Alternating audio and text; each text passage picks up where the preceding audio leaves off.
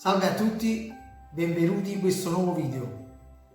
Oggi faremo vedere un'altra ricetta esclusiva, una ricetta che probabilmente nessuno, mai nessuno, ha fatto vedere o conosce. Oggi abbiamo fatto il pane tarallo, zogno e pepe. Guardate qua che spettacolo, croccante, con le mandorle e pepe internamente, con il sapore identico ai taralli, zogni e pepe. Ovviamente da questo pane non abbiamo ricevuto la classica alveolatura e lievitazione, anche dovuta al fatto che con le mandorle, diciamo, l'impasto va ad appesantirsi e non dà quello sviluppo esagerato come abbiamo fatto negli altri video del nostro pane. Però è eccezionalmente squisito. Andiamo a vedere la nostra ricetta.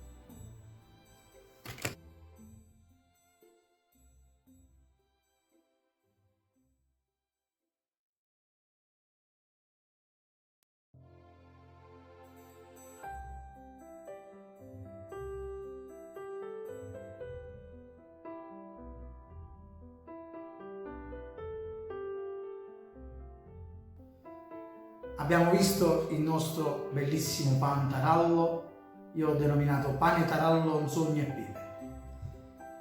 Fatelo a casa perché questo pane è molto sfizioso da mangiare in momenti, diciamo, tipo la domenica, che non è che dovete solo saziarvi con questo pane, ma a fare un assaggio un po' per tutti, perché poi effettivamente con il sapore pesante delle mandorle, del pepe e dello strutto dà un po' quella cosa, diciamo, di pesantezza.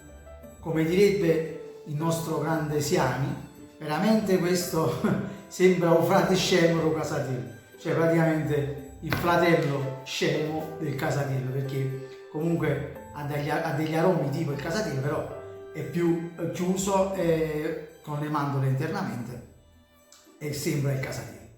Va bene ragazzi, io faccio il mio